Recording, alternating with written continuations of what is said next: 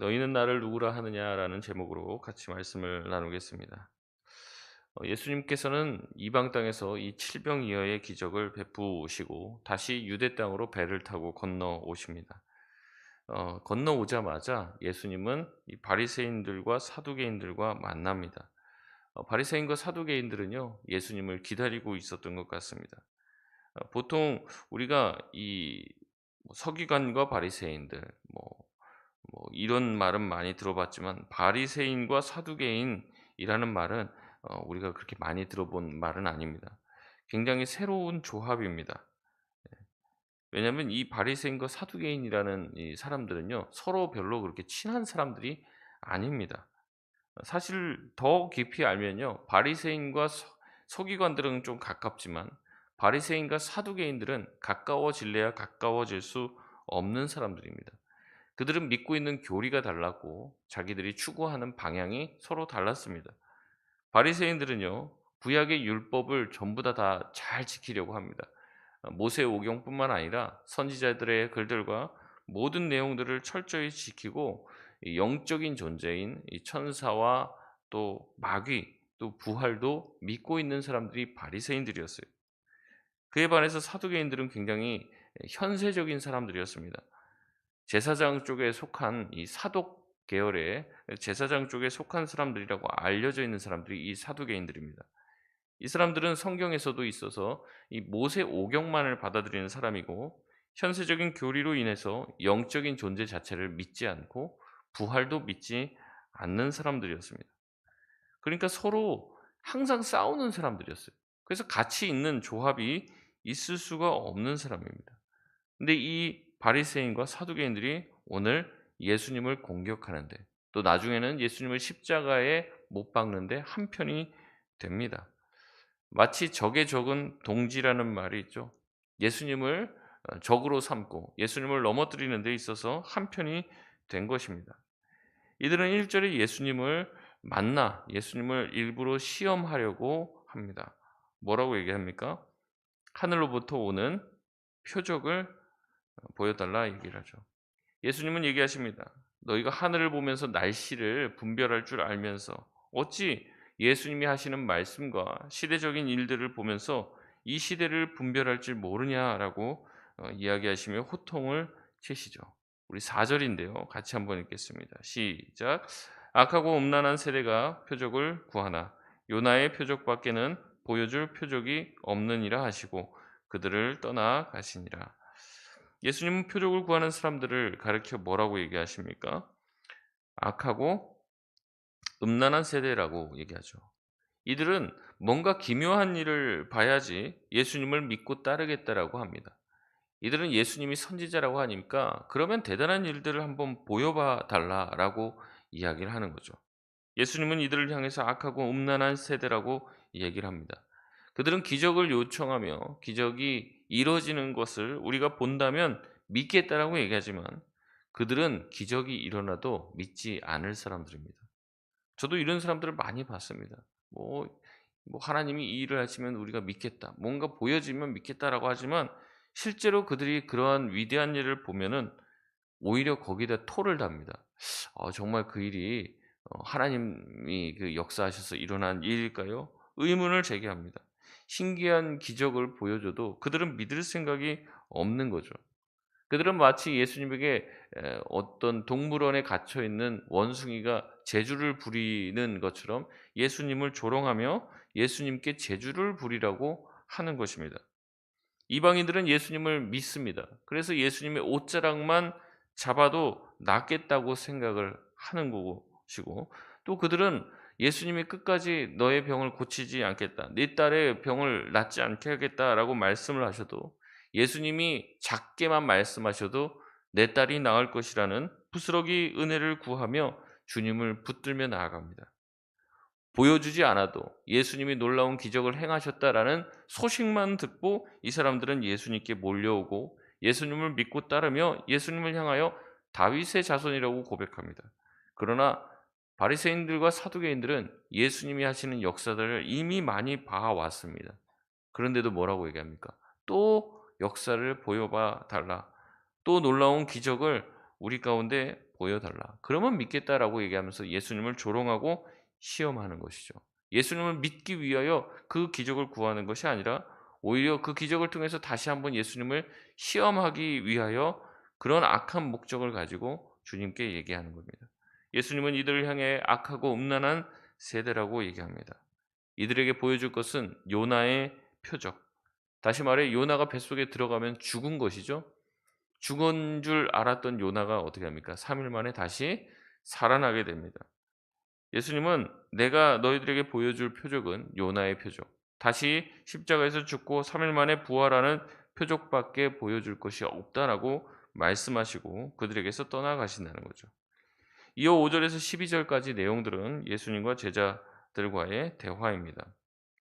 제자들의 상황은 5절의 말씀을 보면 건너편으로 갈 때 떡 가져가기를 잊었다라고 이야기를 합니다. 아마 이제 남은 떡 7광주리가 있잖아요. 그거를 챙겨 갔어야 되는데 이거를 깜빡했던 것 같아요. 그 생각으로 이제 머리가 가득 차 있는 거죠. 그때 예수님은 방금까지 바리새인과 사두개인들의 누룩을 주의하라 라는 말씀을 통해서 방금까지 얘기했던 그 바리새인과 사두개인들이 하는 그런 이야기들, 그런 교훈들을 주의하라고 얘기하는 겁니다.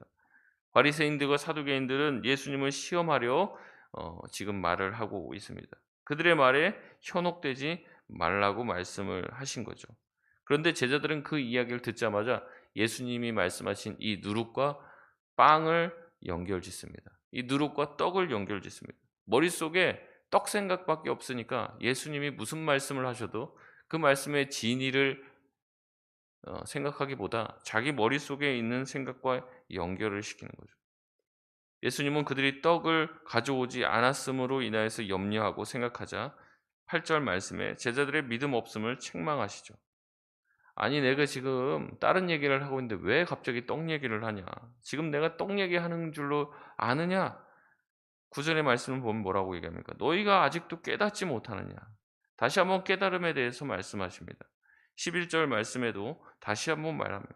어찌 내가 말한 것이 떡에 관함이 아닌 줄을 깨닫지 못하느냐?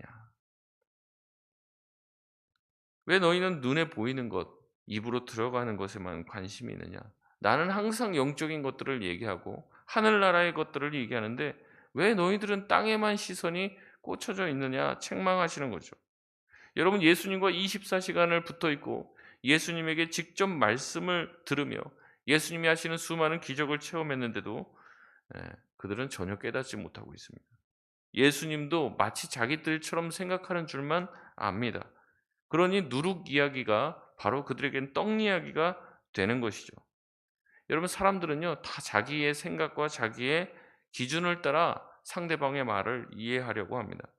상대방도 나처럼 생각할 거라고 생각을 하는 거죠. 그래서 하나님의 말씀을 들어도요. 이제 제가 뭐라고 이렇게 설교를 해도 듣는 분들마다 다 받아들이는 게 다른 거예요. 왜냐하면 자기의 생각과 관심사가 있기 때문에 그렇게 듣는다는 겁니다.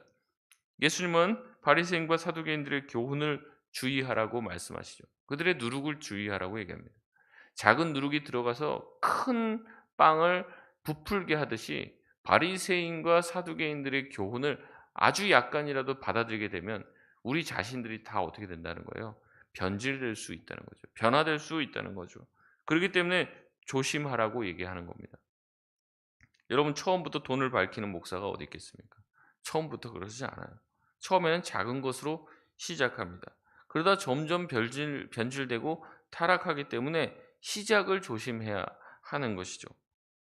우리 속담에도 바늘 도둑이 소도둑 된다라는 말이 있습니다. 그렇기 때문에 작은 것에서부터 타협하지 말고 좋지 못한 것은 애초에 그것을 받아들이지 말라고 예수님은 경고하는 것이죠.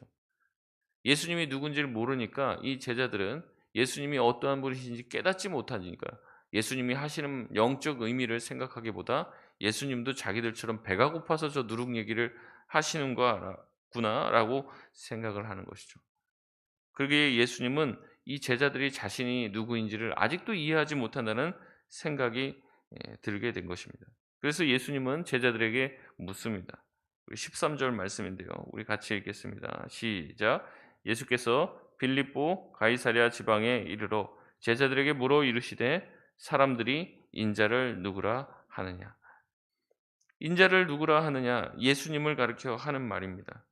예수님은 제자들이 예수님을 어떻게 생각하는지 궁금했습니다. 그래서 너네들이 나를 누구라 생각하느냐라고 직접 묻기 전에 사람들이 나를 누구라 하느냐라고 이야기를 하는 것이죠. 제자들은 대답합니다. 14절에 보면 더러는 세례 요한이라고 했다고 합니다. 예수님이 이 땅에 오셔서 공생애를 시작하시며 뭐라고 말씀하셨습니까? 회개하라, 천국이 가까이 왔다. 이 말씀은요, 세례 요한과 같은 말씀입니다. 그래서 예수님을 세례 요한의 재림으로 생각한 사람들 또한 있었습니다. 그래서 세례 요한이라고 불렀다는 거죠. 더러는 예수님을 가리켜 엘리야라고 했다고 합니다. 엘리야는 구약에 굉장히 큰 능력을 가지고 있었던 선지자입니다. 예수님도 놀라운 기적을 보이자 엘리야 아니냐라고 사람들이 얘기했다는 거죠. 어떤 이는 예수님을 예레미야라고 했다고 합니다. 예레미야는 어떤 선지자입니까? 눈물의 선지자죠. 그래서 예레미야 애가가 있지 않습니까? 슬픈 노래를 불렀다는 거예요. 아마 예수님도 백성들을 보며 항상 이런 말씀이 나옵니다. 백성들을 불쌍히 여겨. 그들을 긍휼히 여겨. 근데 이 말 속에는 예수님이 아마 그들을 바라보면서 우셨던 것 같아요. 그래서 예수님을 바라보면서 예레미야와 같은 사람이다. 아마 그렇게 얘기했던 것 같아요. 사람들이 예수님을 그렇게 불렀습니다. 예수님은 더 깊은 질문을 합니다. 15절의 말씀을 보면 이르시되 너희는 나를 누구라 하느냐. 사람들은 그렇게 부르는데, 사람들은 그렇게 예수님을 인식하는데 너희는 나를 누구라고 생각하느냐라고 가장 중요한 질문을 하시죠. 이에 제자들이 대답하는 것이 아니라 베드로가 앞에 나서서 대답을 합니다. 16절 말씀 같이 읽겠습니다. 시몬 베드로가 대답하여 이르되 주는 그리스도시요 살아계신 하나님의 아들이시니이다. 아멘. 여러분, 이것은 신구약 전체를 통틀어서 가장 위대한 고백 중에 하나입니다. 주는 그리스도시요 살아계신 하나님의 아들이라는 고백은 예수님을 매우 정확하게 설명하는 고백이며 그들이 서 있는 가이사랴 빌립보에서는 절대 할 수 없는 고백입니다. 우리가 13절 말씀을 읽었는데 13절에 예수께서 빌립보 가이사랴 지방에 이르렀다고 얘기합니다. 여러분, 이 가이사라는 말이 무슨 말이냐면 이제 시저를 가이사라고 얘기합니다. 그러니까 이 시저라는 이름을 가지고 있는, 가이사라고 하는 이름을 가지고 있는 지역이었어요. 이 지역은요, 황제 숭배가 극치에 이른 곳입니다. 여기에는 로마의 퇴역 장군들이 또 있는 곳이고 또 공무원들이 즐비한 곳이었습니다. 이 지역에서 주라고 하는 이 로드, 큐리오스라고 하는데 이 주라고 고백할 수 있는 사람은 황제밖에 없었습니다. 오직 황제만이 우리의 주인이 된다라고 고백하는 것이었고 그 지역에 가서 다른 사람을, 다른 존재를 주라고 고백하는 것은 반역이었어요. 그러나 베드로는 당당하게 예수님을 주라 고백합니다. 그리고 그리스도라고 고백을 하는 거죠. 이 그리스도가 메시아라는 뜻이라고 말씀해 드렸습니다. 예수님을 구약에 예언한 메시아라고 얘기하고 주라고 고백을 하는 거죠. 바로 눈앞에 서 있는 인간 예수를 향해 베드로는 그가 그냥 인간이 아니라 하나님의 아들, 즉 하나님이라고 고백을 하는 것이죠. 예수님은 이 놀라운 대답에 17절에 이렇게 말씀하십니다. 바요나 시모나. 이게 바라고 하는 말이 누구누구의 아들이라는 뜻입니다. 그러니까 바요나 하니까 요나의 아들 시모나. 내가 복이 있도다. 너가 복을 받았는데 왜냐하면 이 사실을 알게 한 이는 혈육이 아니요. 누군가 인간이 그것을 가르쳐줘서 안 게 아니라 누가 알려주셨다는 겁니까? 하늘에 계신 내 아버지께서 알려주셨기 때문에 너가 복을 받은 사람이다라고 얘기하는 것이죠. 여러분, 예수님을 하나님으로 받아들이게 되는 것은 오직 하나님의 능력으로 가능한 줄 믿으시길 바랍니다. 우리가 믿는 게 아닙니다. 하나님이 이 땅에 예수 그리스도를 보내주시고 이 땅에 오신 예수님, 십자가에 죽으시고 우리를 위해서 죽으신 분이, 그리고 다시 부활하신 분이 하나님이라는 사실은 하나님의 선물로서 우리에게 받아들여지는 믿음입니다. 공부를 해서 익히고 배우고 알 수 있는 것이 아니라는 거죠. 예수가 메시아 그리스도라는 사실은 인력으로 깨닫게 되어지는 것이 아니라는 겁니다. 신적인 권능, 다시 말해 실력으로 가능하게 되는 것이죠. 여러분 그렇기 때문에 우리가 누군가의 구원을 위해서 기도할 때는 전적인 하나님의 도우심이 있어야 합니다. 그래서 제가 말씀을 드리는 거예요. 우리 3월 한 달 동안은 우리가 전도하고 복음을 전하려고 하는 그 사람들을 위해서 기도하자. 왜냐하면 우리가 그들에게 뭐 맛있는 걸 사주면서 설득해서 교회로 데리고 올 수 있어요. 근데 교회에 데리고 오는 것까지는 우리의 일이지만 그들이 정말로 하나님을 만나고 예수 그리스도를 주라 고백할 수 있는 것은 하나님께서 그들에게 복을 주셔야 하는 것입니다. 가르쳐서 알게 되는 게 아니에요.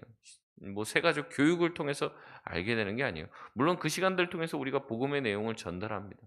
근데 그 교육을 통해서 하나님이 역사하시지 않으면 그들이 하나님을 믿을 방법과 도리가 없다는 것이죠.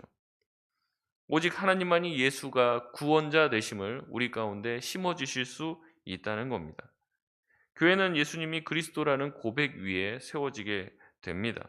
예수님은 18절에 이렇게 말씀하시죠. 내가 이 반석 위에 내 교회를 세우겠다. 이 말씀을 오해해서 이 로마 카톨릭은 베드로가 일대 교황이다라고 얘기합니다. 19절에 보면 천국 열쇠가 나오는데 천국 열쇠를 내가 내게 주노니 이렇게 나오죠. 그러니까 베드로가 천국 열쇠를 가지고 있다라고 생각해요.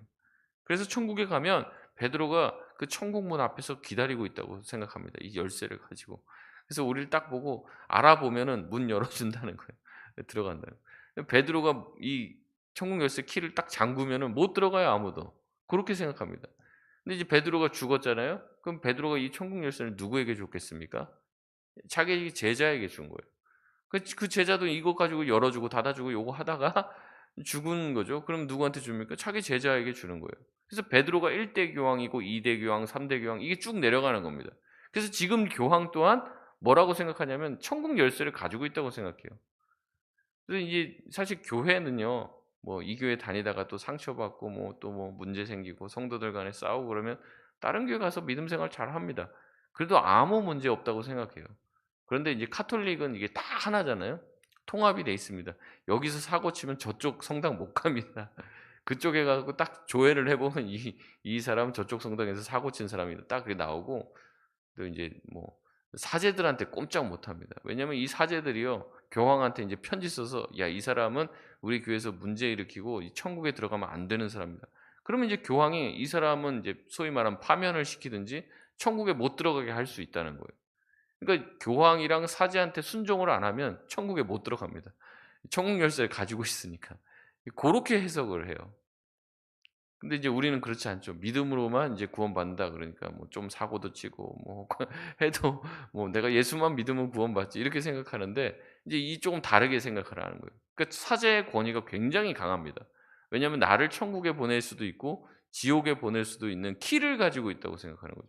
이거를 오해하고 있는 거예요. 여러분 예수님을 주라 고백하고 그리스도라고 고백하는 모든 자들에게 천국 열쇠를 주겠다고 하신 말씀이지 이게 베드로에게 뭐 천국에 들어갈 수 있는 어 뭐 권한을 준 그게 아니죠. 예수님을 제대로 인식해야 합니다. 예수님이 누구신지 아는 자만이 천국에 들어갈 수 있습니다. 그렇기 때문에 예수님을 4대 성인으로 아는 사람은 천국에 들어갈 수 없죠. 예수님을 대단한 선지자쯤으로 생각하는 사람 또한 천국에 들어갈 수 없습니다. 오직 예수를 그리스도라고 고백하고 아는 자만이 천국 열쇠를 받고 천국에 입성할 수 있는 것이죠. 그렇기 때문에 예수가 누구인지 아는 것은 너무나도 중요하고 성경은 바로 이 예수님에 대한 책입니다. 구약은 오실 메시아, 신약은 오신 메시아인 예수님에 관한 내용이죠. 여러분 우리도 이것을 깨달아야 됩니다. 예수님이 정말로 하나님이시라면 우리가 그렇게 믿고 알고 있다면 우리가 왜 염려를 해야 합니까? 예수님이 정말로 그리스도시고 나와 함께 하신다면 왜 우리가 낙심해야 합니까? 예수님이 진짜 그리스도시라면 우리의 가정과 인생을 다 책임져 주시고 돌봐주심을 여러분 믿으시길 바랍니다. 여러분 우리가 예수님이 누군지 정확하게 모르고 정확하게 믿지 않기 때문에 늘 걱정하고 염려하는 거예요. 예수님을 잘 모르기 때문에 또 알고 있지만 자꾸 까먹는 거죠. 현실에 있는 상황이 더 크게 보이는 겁니다. 그래서 우리는 예수님이 어떠한 존재인지 자꾸자꾸 말씀을 통해 들어야 됩니다. 자꾸 말씀을 읽으며 예수님이 어떠한 분이신지 어떠한 능력을 가지고 계신지 기억해야 해요. 모든 문제의 핵심은요, 예수님을 제대로 아느냐 모르느냐에 있습니다. 저는요, 우리 송파동교회 걱정 안 합니다. 하나님이 또는 예수님이 교회의 머리가 되시고 예수님이 우리 성도들을 다 돌보시고 이끄시고, 제가 모든 성도들의 모든 삶의 형편들을 다 알지는 못해도 제가 그 성도님들 한 분 한 분들을 위해서 기도할 때 예수님께서 돌봐주시리라 믿습니다. 우리가 예수님이 누군지를 모르니까 자꾸 걱정하고 염려하는 거예요. 예수님이 교회의 머리가 되셨다는 것을 모르니까 자꾸 내가 교회의 머리가 되려고 하는 겁니다. 그래서 저는 성도님들 걱정, 교회 걱정 안 합니다. 제 걱정만 합니다. 제가 예수님이 누군지 까먹지 않게 해달라고. 예수님께서 교회를 다 주관하고 계시는데 제가 설치지 않게 해달라고 늘 기도합니다. 주님이 다 알아서 하시고 주님이 다 이끄시는 것이죠. 예수님이 누군지 자꾸 까먹으니 사단이 나는 겁니다. 말씀을 맺겠습니다. 베드로는 놀라운 고백을 해요. 그러나 우리가 이제 내일 예배드리지 않으니까 내일 이 본문을 또 살펴보지 못하니까, 예수님은 이런 놀라운 고백 후에 자기가 비로소 십자가에서 죽어야 될 것을 말씀하십니다. 그러자 베드로가 어떻게 해요? 막 붙잡으면서 항변해서, 예수님을 야단쳤다는 얘기거든요. 항변하면서 예수님한테 뭐라고 합니까? 절대로 그런 일이 일어나면 안 됩니다, 이 얘기를 해요. 예수님이 뭐라고 하십니까? 사탄아! 방금까지만 해도 막 반석이다, 막 천국 열쇠 주겠다 그래 놓고선 베드로한테 사탄아! 네가 나를 넘어지게 하는 자로다. 네가 하나님의 일은 생각하지 않고 사람의 일을 생각한다. 이렇게 야단을 맞습니다. 여러분, 놀라운 고백을 하면서도요, 금방 어떻게 돼요? 예수님이 누군지 까먹고 예수님이 감히 말씀하시는데, 예수님이 이 하나님의 놀라운 계획을 이루시겠다고 얘기하는데 자기 생각을 들이대는 거예요. 여러분, 이게 인간의 수준입니다. 우리가 위대한 고백을 하고 옛날에 대단한 신앙생활을 했어도요, 몇 초만 지나면 아주 세상적인 생각이 들어와 버리는 거예요. 그래서 하나님의 일을 가로막는 사람이 되는 것이죠. 여러분, 이것을 통해서 베드로의 고백은 베드로 자신의 것이 아님을 알게 됩니다. 예수님의 말씀대로 이것을 내게 알게 한 이는 하나님이신 거죠. 여러분, 우리는 기억해야 됩니다. 우리가 예수님이 누군지 늘 기억해야 되는 것을 잊지 말고, 또한 우리가 그런 고백을 늘 하고 있으면서도 우리 또한 베드로처럼 시험에 들 수 있는 연약한 존재라는 것을 기억해야 합니다. 우리는 날마다 다시 한번 깨달아야 돼요. 예수님이 누구신가? 예수님이 어떠한 능력을 가지고 계신가? 우리가 그것을 잊지 않게 하여 달라고 늘 기도해야 될 줄로 믿습니다. 우리가 예수님이 어떠한 분이신지 알면 알수록 우리 가운데 두려움이 사라지고 걱정과 근심이 사라지고 주님께서 우리에게 주시는 힘으로 늘 승리하게 될 줄 믿습니다. 그 믿음 가지고 오늘도 사실 수 있는 저와 여러분 되시길 바랍니다.